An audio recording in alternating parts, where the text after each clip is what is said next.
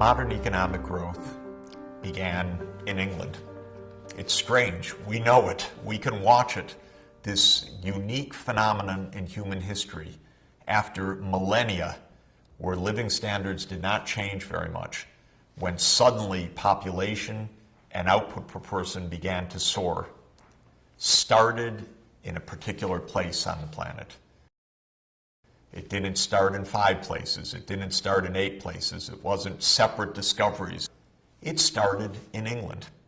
We can watch it, and therefore we can understand how this came about.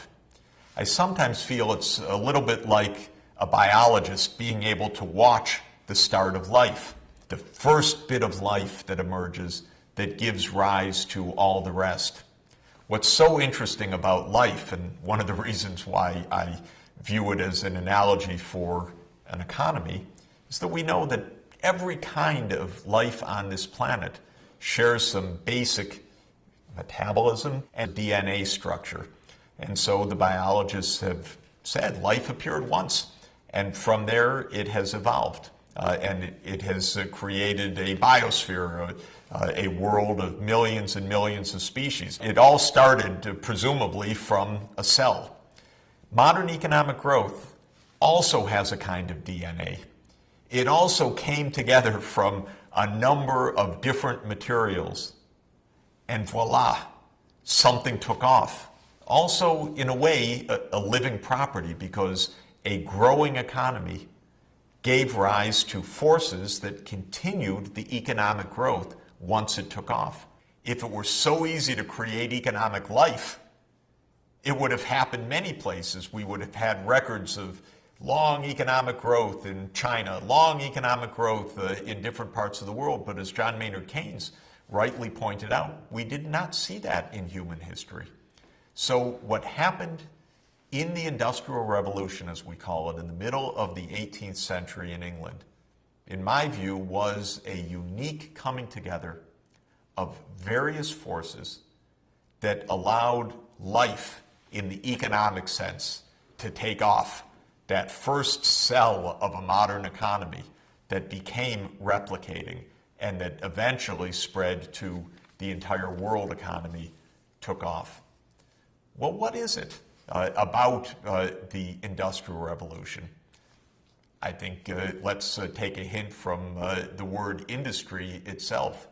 For the first time, a society moved beyond agriculture as the base to one in which industry was the base. This required a fundamental change of know-how, of technology, of technical advance. But just like life itself requires a lot of interaction of the components of the cell, so too the life of an economy requires many things to come together. Technology is certainly a core part, but connecting the different parts of the economy, the rural area where people are growing food, the factory towns where workers are working in factories producing textile goods, steel, new output, those interconnections are needed as well. The food has to get to the city. The manufactured goods, the shirts and clothing are sold back to the farmers. That requires transport. That requires a market. That requires exchange. And so for the Industrial Revolution to come together in England in the 18th century, many things had to be present. First, agricultural productivity starts to rise. I wouldn't call it yet scientific farming, but I would call it very systematic and evidence-based farming. Farmers learning better rotations for crops, how to replenish the soil nutrients. There was more urbanization, more trade, a market economy taking hold, property rights, rule of law beginning to take hold. Of course, there was the wonder of the scientific revolution. Isaac Newton had shown that our world in physical terms is governed by natural laws.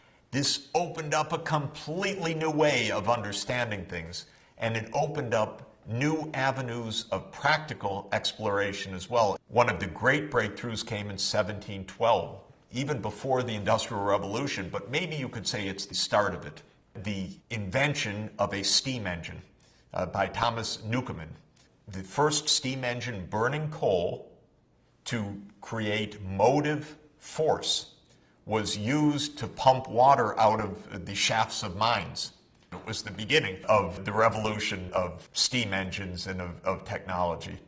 And then came a wonderfully creative, targeted genius who, working in a university lab in Glasgow in Scotland, realized that Newcomen had made a couple of design mistakes, even though it was a great breakthrough.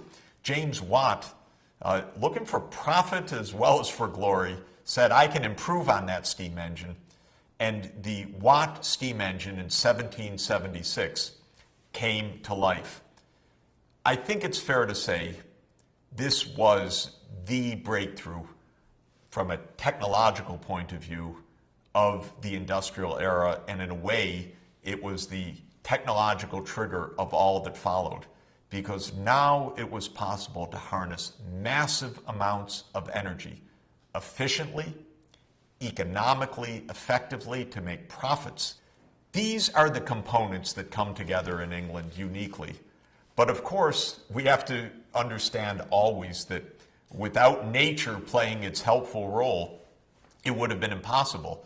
For all of the genius of Newcomen and Watt, if there were no coal in England, there never would have been a steam engine or industrial revolution. Coal, iron ore deposits that could be turned into a modern iron and steel industry. Wonderful transport conditions on rivers, on flat land, the proximity of the coal fields to London, the ability to build canals to connect the coal fields with the new factory towns and allow for low-cost barge traffic.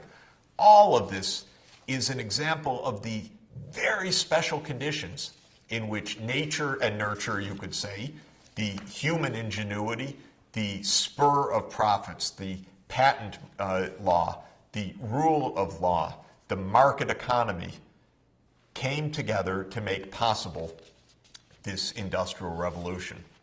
Have a look at the first individual who gave a modern description of this, even though he did not mention industry itself all that much, especially not the steam engine, because it was occurring exactly the same year he published his wonderful work.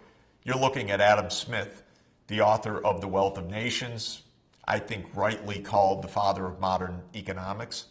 Think James Watt produces the modern steam engine in 1776. Adam Smith publishes The Wealth of Nations in 1776. The American colonies declare their independence and the inalienable right to life, liberty, and the pursuit of happiness in 1776. Quite a year for a takeoff, putting together the concepts of a modern economy governed by market institutions, technological advance, the availability of crucial natural resources, making possible the birth of a new kind of economic life. Adam Smith explained the workings of a modern economy. He gave us the idea of the invisible hand of market forces helping to spur inventors, manufacturers, farmers, so that working together, not through literal cooperation, but by trading in the marketplace, could bring about a modern market economy. And one of Adam Smith's wonderful lines from The Wealth of Nations explains, and I quote, "It is not from the benevolence of the butcher, the brewer, or the baker that we expect our dinner, but from their regard to their own interest. We address ourselves not to their humanity, but to their self-love, and never talk to them of our necessities, but of their advantages." In other words, we buy from the baker, the brewer, the butcher. It is through market transactions that have them producing their products, buying from the farmers. It is from the manufacturers selling their goods, earning and looking for profits that make the modern world economy work. And we know the images of that early modern era.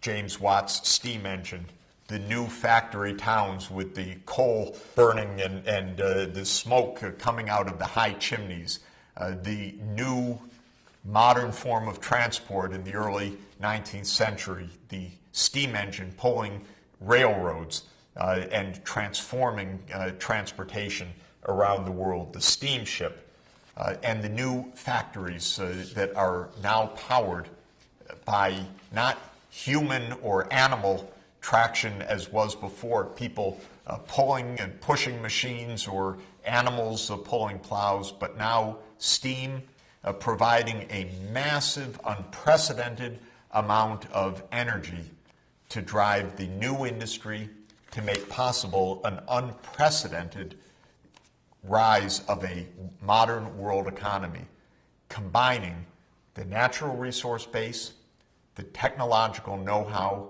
and a spreading market economy. Now, one of the stunned observers of this, one of the critics of some of the harshness of early industrialization, of course, was none other than Karl Marx.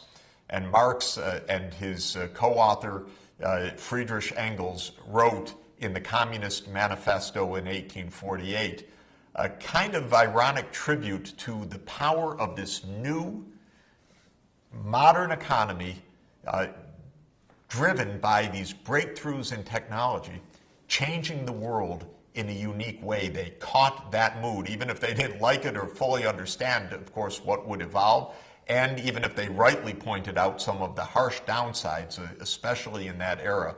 It's worth listening to Marx and Engels, how they described this new world in 1848.